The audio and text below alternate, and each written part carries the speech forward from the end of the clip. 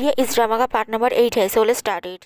फिर जिनियन और फुजियो जियानियो के साथ जाते हैं और फुजियो जियानियो को बोलता है हम ये केस और भी तरीकों से सॉल्व कर सकते हैं, इसीलिए सबसे इम्पोर्टेंट है तुम्हारी सेफ्टी। उनसे इतना ज़्यादा बातें मत पूछना जिससे वो तुम पर शक करें, और तुम्हें जब भी लगे कि तुम मुश्किल में हो तब बोलना कि बारिश हो रहा है, हम जल्दी से तुम्हारी मदद करने के लिए वहाँ पहुँच जाएंगे। जियानियो बोलते हैं ठीक है।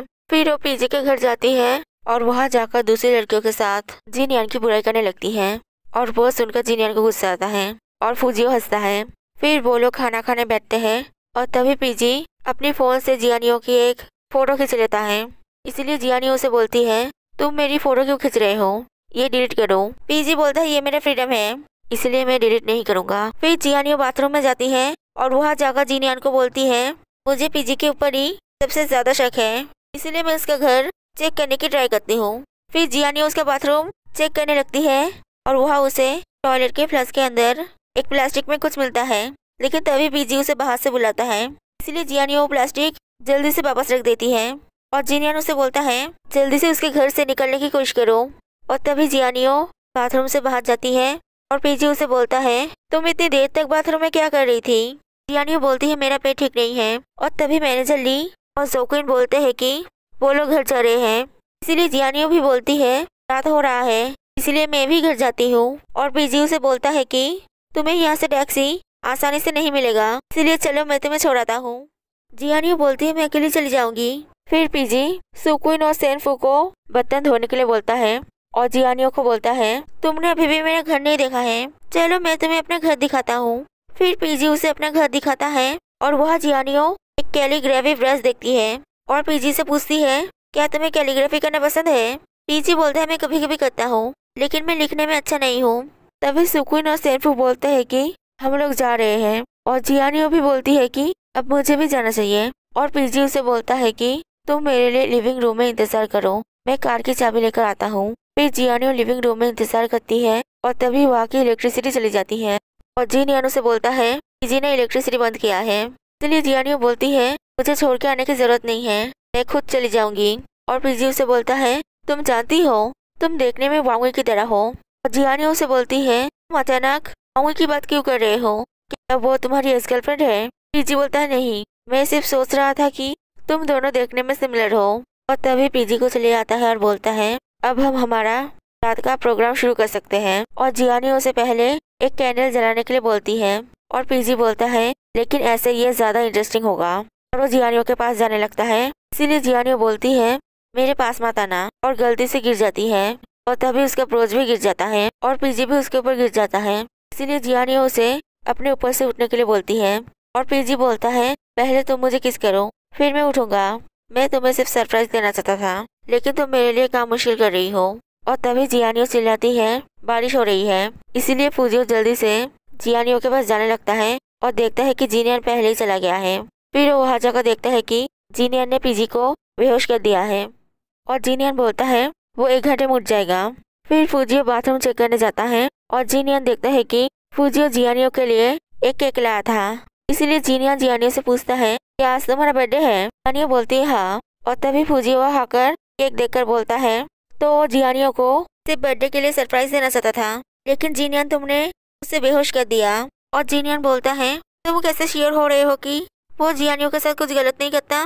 और फुजियो बोलता है मुझे ये कैश टॉयलेट के फ्लश से मिला है, वहाँ कोई ड्रग नहीं था, ये शायद ड्रग ट्रैफिकिंग का पैसा है। जिनियन बोलता है इससे कुछ भी प्रूफ नहीं होगा, इसीलिए इसे वापस रख दो। और जियानियो तुम यहाँ रहो, जब उठकर पूछेगा कि क्या हुआ था तब तुम बोल देना कि तुमने उसे इलेक्ट्रिक शॉक दिया था। और जिनियन पीजी का एक बाल ले लेता है और चला जाता है और फुजियो उसे वो पैसा वापस रख देने के लिए बोलकर चला जाता है। फिर कुछ देर बाद पीजी उठता है और पूछता है मुझे क्या हुआ था। और जियानियो बोलती है मैंने तुम्हें इलेक्ट्रिक शॉक दिया था, जिसके लिए मुझे माफ कर दो, मैं अभी जाती हूँ। तभी पीजी उसे रोककर बोलता है पहले केक काटो, अगर तुम केक नहीं काटोगी तो मैं तुम्हें माफ नहीं करूँगा।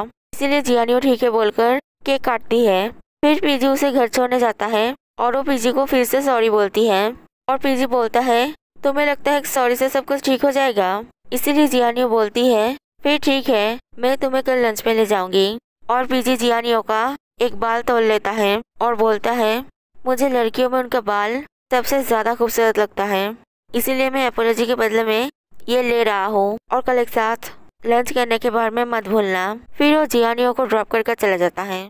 फिर रात में एक बुरे सपने की वजह से जियानियों की नींद टूट जाती है और वो देखती है कि जीन यान ने उसे बर्थडे मैसेज भेजा है कि अगले साल और भी स्मार्ट होना। फिर अगले दिन सभी को वांग हुई की मर्डर केस की इन्वेस्टिगेशन के लिए पुलिस स्टेशन बुलाते हैं और सर्जन सभी से एक एक कर पूछता है कि वो सभी उस रात क्या कर रहे थे।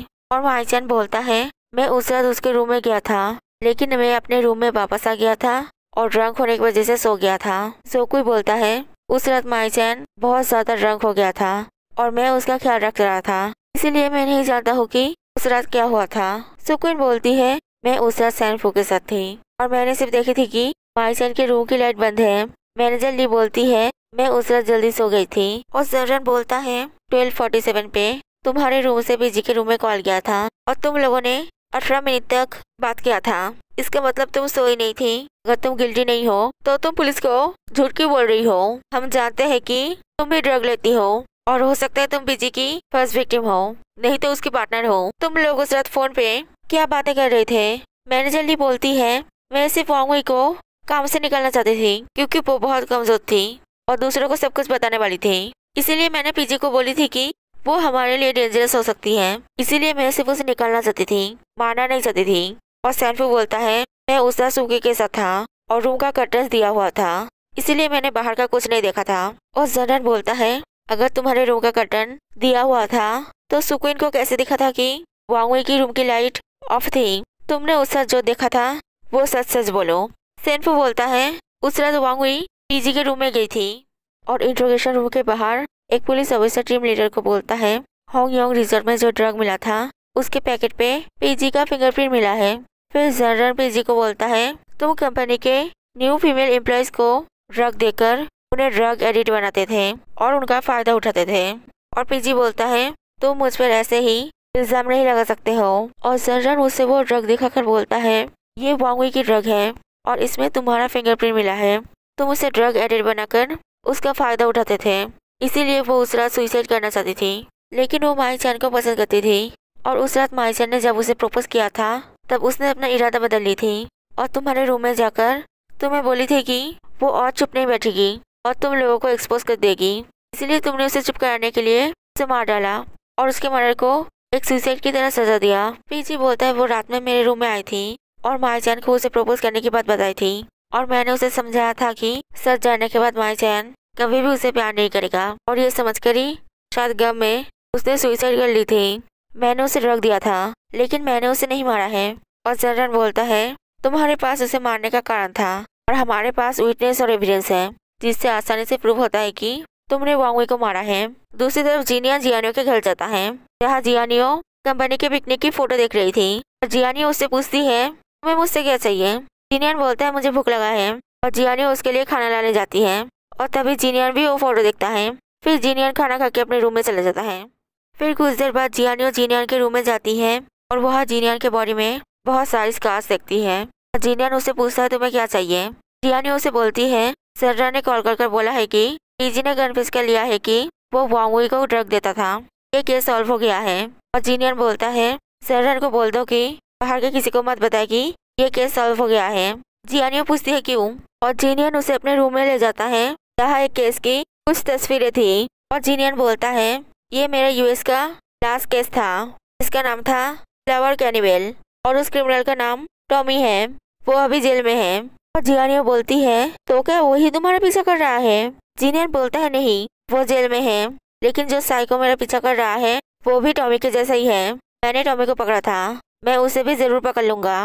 और जियानियो बोलती है तुमने बोला था कि वो साइकोपैथ ये सब कर रहा है क्योंकि वो तुम्हें समझाना चाहता है कि वो तुमसे ज्यादा स्मार्ट है, इसलिए उसने किलिंग मशीन केस में तुम्हारे लिए मैसेज छोड़ा था। तो तुम नहीं चाहते हो कि पुलिस पब्लिक को बताए कि ये केस सॉल्व हो गया है क्योंकि तुम चाहते हो कि वो खुद को स्मार्ट प्रूव करने के लिए तुम्हें कोई हिंट दे और तुम उसे अपने ट्रैप में फंसा लो।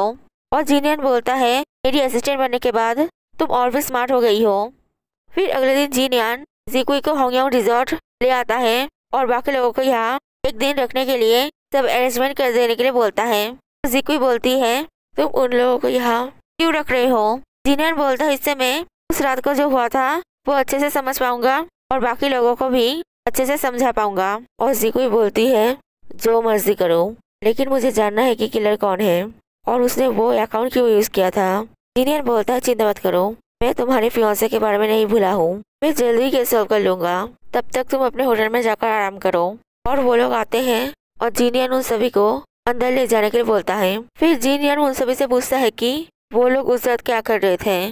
पीजी बोलता है वांगवी के जाने के बाद मैं टीवी देख रहा था, फिर मैं नहा के सो गया था। माईचैन बोलता है मैं सोफा में सो रहा था। सोकुई बोलता है मैं माईचैन का ध्यान रख रहा था।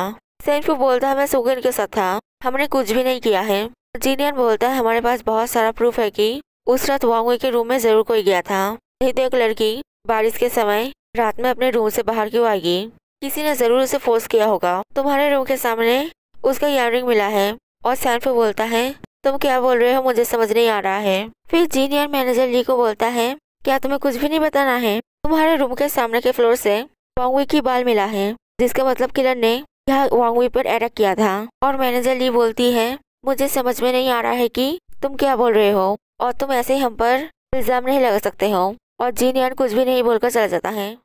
If you like this video, please like and subscribe it.